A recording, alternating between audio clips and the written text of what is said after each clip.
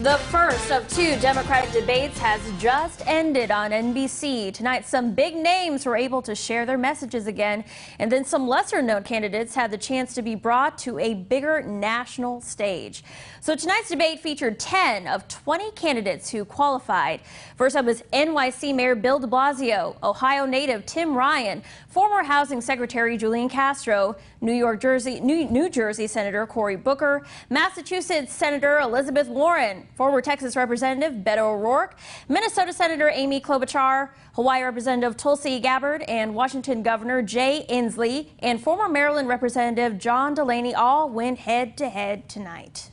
Well, joining me now to unpack this giant Democratic race in debate tonight is MSU Political Science Chair Dr. Steve Garrison. Dr. Garrison, again, thank you so much for being here to talk about this. Thank you for having me. Big night for the political stage right here. Now, of course, the big topic tonight was, of course, immigration. So the first question we had was, of course, one thing that we actually heard for the first time really tonight was about Section 1325 of the United States Code. And that is a bit of a law that makes it a misdemeanor for immigrants to enter the United States without papers. And we're going to look at a conversation tonight from Julian Castro. He talked about immigration tonight. It was one of his biggest focuses tonight. And I'm glad to see that Senator Booker, Senator Warren, and Governor Inslee agree with me on this. My plan also includes getting rid of Section 1325 of the Immigration and Nationality Act to go back to the way we used to treat this when somebody comes across the border, not to criminalize desperation, to treat that as a civil violation. So after hearing that and seeing some support from the candidates, my question with today's current political climate, do you think Section 1325 would ever be able to be amended to a civil violation rather than a misdemeanor in these cases with immigrants? Well, who knows about what the future holds for immigration reform? Exactly. I don't know about that, but traditionally it was a civil offense, and it was treated where people came back for hearings and things of that nature. I think it was maybe Ryan that pointed out most of the people that we're concerned about if they're involved in drug trafficking or human trafficking, those are already laws on the books and you can punish them criminally under there. The problem is once we criminalize and detain people, it also adds to the responsibility of the U.S. government, which means we have to fund the people to, run the detention centers and things of that nature. Yeah. And that's kind of compounded the problem. Ultimately, we need Congress to pass some type of comprehensive immigration reform to address these things in a more holistic fashion. Yes, of course. And of course the picture that came out today right. of, the father and the daughter, unfortunately, that was so terrifying and so sad to see, but unfortunately it's the nature and the reality of what's happening down there. So moving on now to another big topic tonight, which was health care. Now, former Texas Representative Beto O'Rourke gave a heartfelt speech about a man he actually met with diabetes who couldn't afford health care. Now here's what he had to say. In Laredo, Texas, I met a young man, 27 years old, told me that he'd been to a doctor once in his life. And on that visit, he was told he had diabetes, he was told he had glaucoma, and he was told untreated because he doesn't have health care, he'll be dead before the age of 40.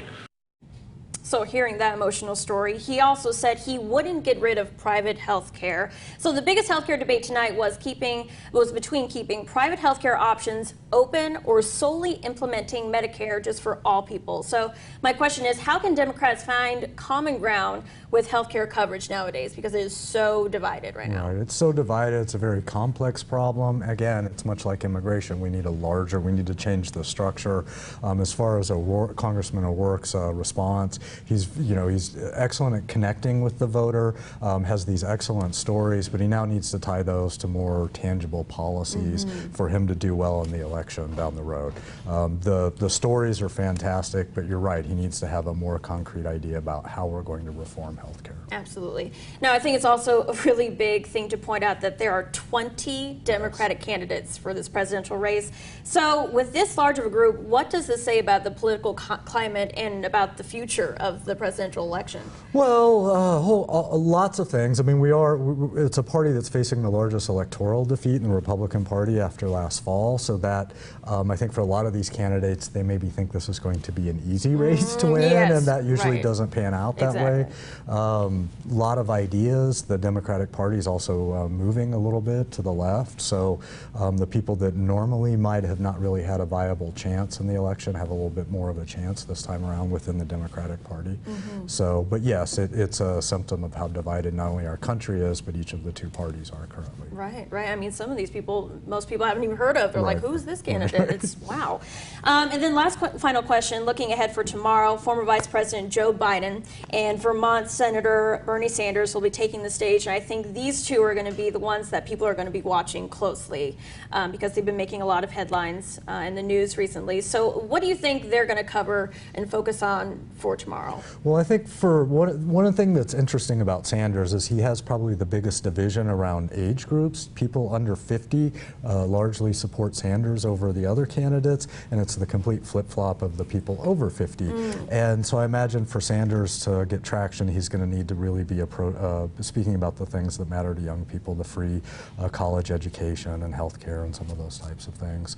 Biden, he needs to kind of just basically not mess up, keep his momentum going at this point in time. Right, okay. So. All right. Well, Dr. Garrison, thank you so much for joining us and unpacking this with us. It's a lot to cover, but of course we always value your opinion, so thank you again so much. And tonight, round 2 of the debate with Sanders, Buttigieg, and Biden leading the pack. You can catch it all right here on KFDX beginning at 8 p.m. or on Texomashomepage.com.